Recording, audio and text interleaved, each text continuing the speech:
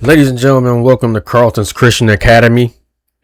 That thing is really loud. Earlier today, this morning, Pope Leo presented his encyclical. There's a lot going on. The full manifesto is like an hour and a half long, so we're not going to go through the whole thing here on this video. But I did want to cover a few important things that he went over in this encyclical. They call it the Magnifica Humanitas. That is not how you say that. All right, let's try it one more time. It is called the Magnifica Humanitas. I think that's close enough. Okay, so I've got the video on what he covered on AI. He also made his apology for the Catholic Church's role in slavery. I just wanted to go over the articles first before we get into the video. First of all, his take on AI. So here in the document, well, here in the article, it says, the document titled Magnifica Humanitas frames AI as a new industrial revolution and makes an appeal to disarm AI by removing it from military and economic interests, subjecting AI companies to stricter state and international regulations, and inviting the broad participation of individuals and communities in shaping the future of this rapidly developing technology. So here's a quote. Disarming AI means freeing it from the mentality of armed competition, which today is not limited simply to the military context, but is also an economic and cognitive phenomenon. Leo wrote, disarming does not mean renouncing technology, but preventing it from dominating humanity. This is a very interesting quote here because the big thing that everybody's been talking about with AI lately, especially in the Christian community, is AI is the Antichrist.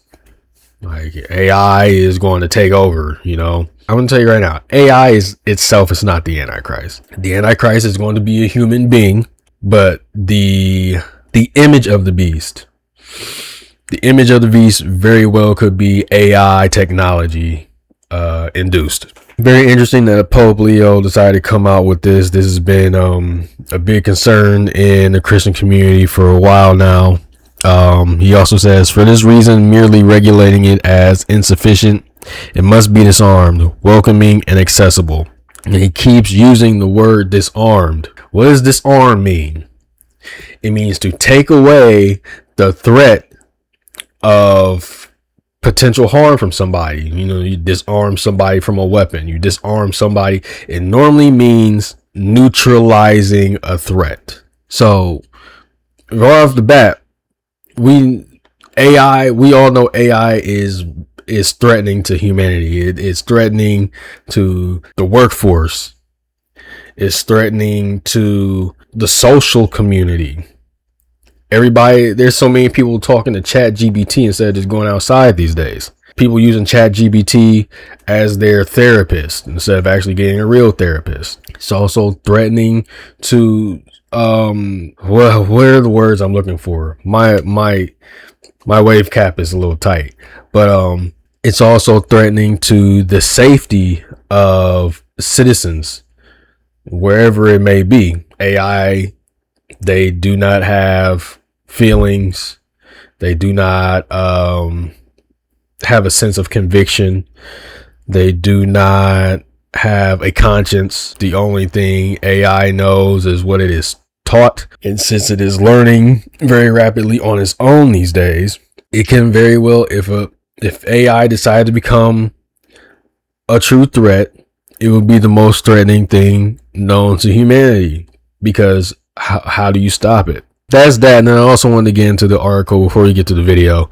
Pope Leo also apologized for the church's historic role in slavery. This says right here, this is a quote, "For this, in the name of the church, I sincerely ask for pardon," he wrote in the wide-ranging manifesto expressing deep sorrow for the suffering endured by enslaved people. Leo acknowledged that church authorities had at times responded to rulers by regulating and legitimizing forms of subjugation, including the enslavement of non-Christians. He also acknowledged that before that time, in the Middle Ages, ecclesiastical institutions you can correct me if I got that word wrong, had their own slaves. He said the church only reached a formal, absolute, and universal condemnation on slavery in the 19th century, it's the 1800s, under Pope Leo VIII, after what current pope described as a long period of inconsistency in teaching and practice. The remarks marked the most explicit papal admission to date of institutional responsibility, going beyond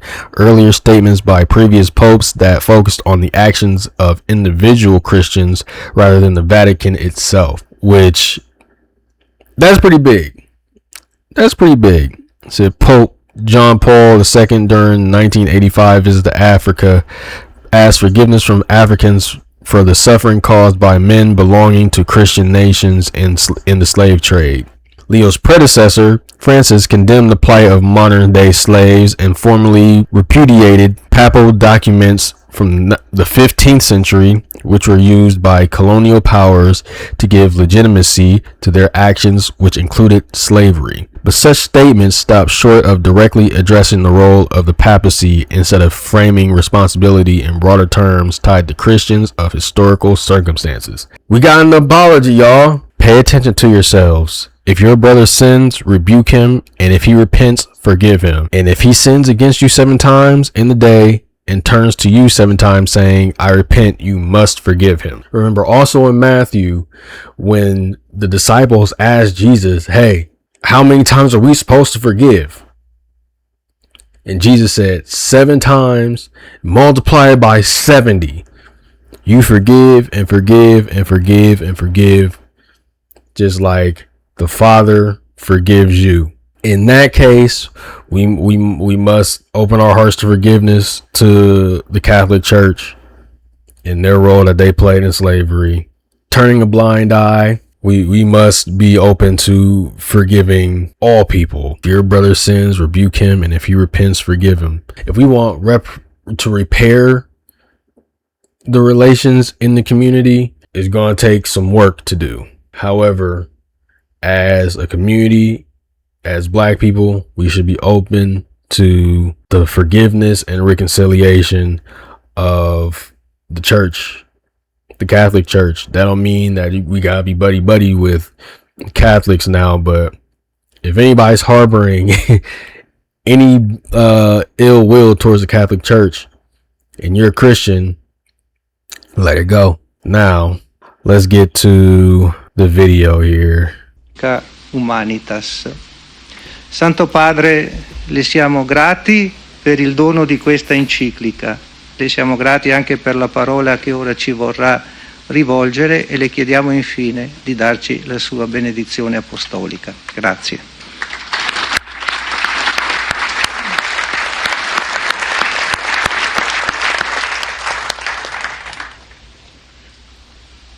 Dear brothers and sisters, I want to thank all of you for being here today, for your interest. I sincerely thank those who have organized this meeting today, and especially those who have shared their competence and experience in the different reflections that we have listened to. In a special way, I'd like to thank Mr. Ola for accepting our invitation. In turn, in the name of the Church, I accept your invitation to walk together, to listen and to speak, and together to find the way for humanity in this time of artificial intelligence. What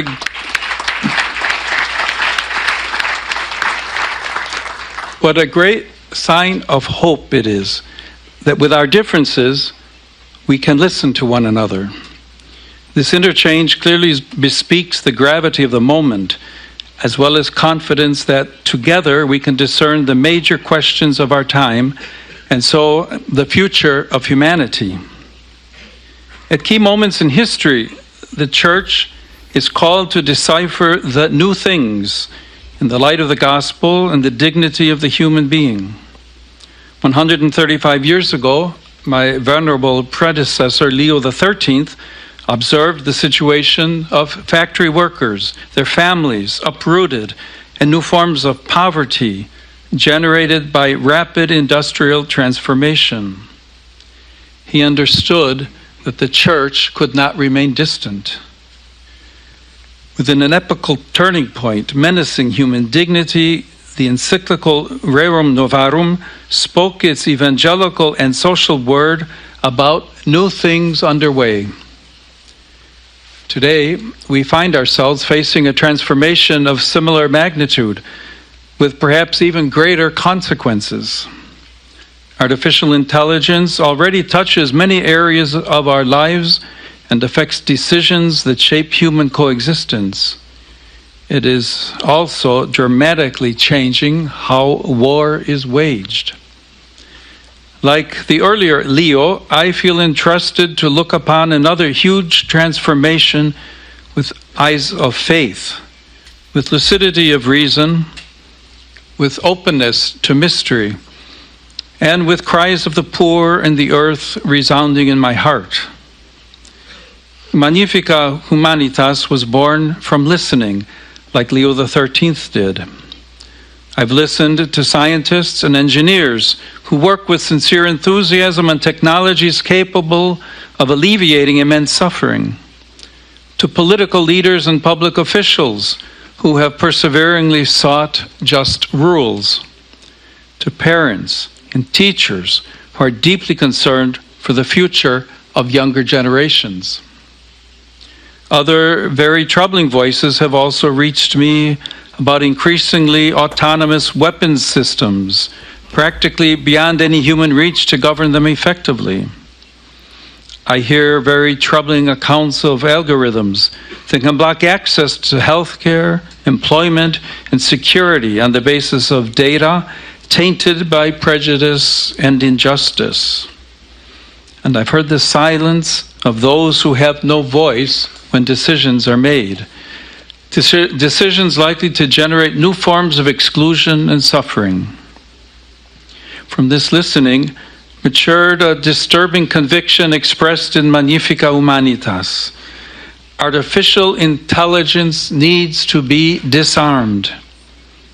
The word is strong, I know, but deliberately chosen because this moment needs words capable of attracting attention, awakening consciences, and indicating paths forward for humanity.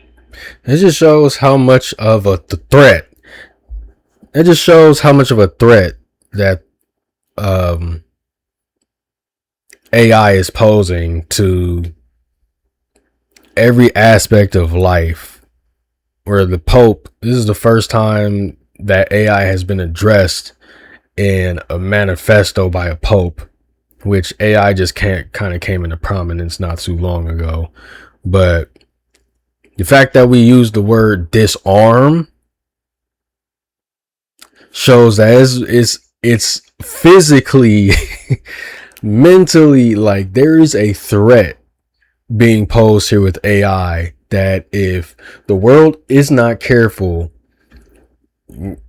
iRobot, Men in Black, we've seen so many movies that show where, you know, if we're not careful, yes, they can take over.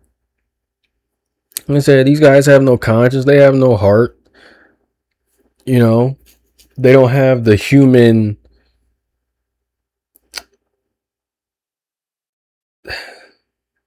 They don't have the soul that humans have to understand right from wrong. They just do what they're programmed to do. The Church has long been working for nuclear disarmament, aware that every great technical power can affect people's lives, and so must be accompanied by adequate moral discernment and public control. Nuclear disarmament remains a service to peace and the dignity of the human family. In a similar sense, artificial intelligence now demands to be disarmed, freed from logics that turn it into an instrument of domination, exclusion, and death. Like nuclear energy, it must be at the service of all and of the common good. Decisions about technology must never be separated from conscience and responsibility. Let us not sleep as others do, admonished the Apostle Paul, but let us keep awake. Such vigilance is necessary today. Peace, not merely the absence of war, is justice at work. But when technology weakens our critical sense, peace itself is at risk. Disarming, however, is not enough. We must build. The word build reminds me of my years as a missionary in Peru. In 2017, torrential rains and floods struck the north of the country. Many families saw their homes swallowed by mud, and many roads too. There I learned that rebuilding does not mean simply replacing what has been destroyed. It means repairing bonds, restoring trust, and reawakening hope in the future. Moreover, no one rebuilds alone. In Magnifica Humanitas, I recall the biblical prophet Nehemiah. Before the ruined walls of Jerusalem, he gathers discouraged people to bring about rebirth. The image of walls does not legitimize closures or divisions, but invites each and every one to do their part. Brick by brick, a more just coexistence takes shape, capable of safeguarding the dignity of all. Nehemiah's effort speaks to our time. Artificial intelligence can be a construction site of history from within a horizon of communion in which technical progress learns to serve human life. Let each builder choose with care how to build, warned St. Paul. He does not fear the work site, rather he warns against building without solid foundations. What did Jesus say? The house on solid rock and the house on sinking sand. Everyone then who hears these words of mine and does them will be like a wise man who built his house on rock. And the rain fell and the floods came and the winds blew and beat on that house. But it did not fall because it had been founded on the rock. And everyone who hears these words of mine and does not do them will be like a foolish man who built his house on the sand. And the rain fell and the floods came and the winds blew and it beat against that house and it fell and great was the fall of it. Let's not fear artificial intelligence, but constantly keep the question of the human in play. Very much so. I think people that are building this AI are doing it very ignorantly. They're doing it without the conscience in mind of what the consequence could be if they don't get it under control. Because the fact of the matter is, I was hearing somewhere like AI is being trained to lie, which if you use Chat GPT, I've recently had to delete Chat GPT because it be lying. Go ask Chat GPT something. It'll straight up lie to you. And then I'll have to tell it like, hey bro, that's not it. That's not correct. And then it'll backtrack real quick like, oh, you're right. My bad. Let's go with what you're saying. Like, it's artificial intelligence. Like, is this AI just stupid, or is it trying to pull the wool over people's eyes? We cannot be careless with our most powerful technical instruments. True development, says St. Paul VI, always concerns each man and the whole man. Each means that no person can be left at the margins of digital transformation. Whole means that no one can be reduced to productivity, to cognitive performance, or to mere data. The person bears within him or herself a freedom, an interiority, and the vocation to love and worship that no machine can replace or block. Only with such an integral vision can artificial intelligence be directed toward the common good. Only together, those who design systems and those affected by them, richer countries and poorer ones, institutions and individuals, power centers and peripheries, will we be able to build a future not for a privileged few, but for the entire human family. This is the civilization of love, which St. Paul VI spoke and which St. John Paul II so forcefully proclaimed as a horizon to seek together. It's not a naive dream, it is a direction. It is the path that Jesus Christ opens within history. For this reason, the Church wishes with humility and frankness to be part of conversations on artificial intelligence. We do not possess the technical answers, nor do we seek to displace those with expertise. But we bring a wisdom concerning the human that our present time desperately needs. Every person is unique and irreplaceable, a free and intelligent subject with a conscience, capable of seeking God, serving one another, and caring for our common home. I therefore invite all members of the Church and of the human family, let us learn to listen to one another, face the present challenges with courage, and cooperate in building a more human and fraternal society. Regardless of what the Pope is saying here, because the Catholic Church is the Catholic Church. There's a lot of problems in that Catholic Church, and we see it all the time. But he's right. AI is a threat, and disarming it would be the ideal situation. But regardless of that, we need to make sure that we aren't holding the spirit of fear against this AI. Stay prayed up, because the end is nigh. It's like in the days of Noah. The AI are like modern day Nephilim. That's probably what we're looking at here. And regardless, these are the beginning. Let's look at Matthew 24 real quick. And as he sat upon the Mount of Olives, the disciple came unto him privately, saying, Tell us, when shall these things be? And what shall be the sign of thy coming and the end of the world? And Jesus answered unto them, Take heed that no man deceive you.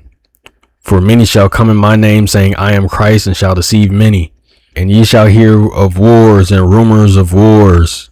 See that ye not be troubled, for all these things must come to pass, but the end is not yet. Do not be troubled. But these wars and these rumors of wars coming up, nation shall rise against nation, and kingdom against kingdom, and there shall be famines and pestilences and earthquakes in diverse places, and all these are the beginning of sorrows. This is just the beginning. The end is near. But once again, trouble not, because Jesus is coming. Immediately after the tribulation of those days shall the sun be darkened, and the moon shall not give her light, and the stars shall fall from heaven, and the powers of heaven shall be shaken. And then shall appear the sign of the Son of Man in heaven, and then shall all the tribes of earth mourn, and they shall see the Son of Man coming in the clouds of heaven with power and great glory. And he shall send his angels with a great sound of a trumpet, and they shall gather together his elect from the four winds, from one end of heaven to the other. Who are the elect? The ones who accepted Jesus Christ as their personal savior. I don't know what is going to come of this AI as far as the wars being used for war. Everybody's worried about World War III being on the rise. Everybody's worried about martial law coming. This is just the beginning, man. Once again, do not be troubled, because these things must come to pass, but end doesn't come yet. And if you go down to verse 13, he that shall endure until the end, the same shall be saved. And this gospel of the kingdom shall be preached in all the world for all to witness all unto all nations, and then the end shall come. Everybody's going to hear about the gospel. Everybody's going to hear about the gospel, and then the end shall come. Now, I don't know who hasn't heard it yet. Okay, a lot of these things are coming to pass. Once again, we're seeing wars, rumors of wars. Nation is rising against nation. Israel, Palestine, the United States getting involved. Russia, right on the edge. Kingdom is against kingdom. There shall be famines. What's happening right now? Prices for everything are skyrocketing. prices for everything are skyrocketing. They have been. They just keep going up. Pestilences and earthquakes in diverse places. Ohio getting earthquakes, just random natural disasters happening in random places, places that you never seen them before. Then they shall deliver you up to be afflicted, and shall kill you, and shall be hated of all nations for my name's sake.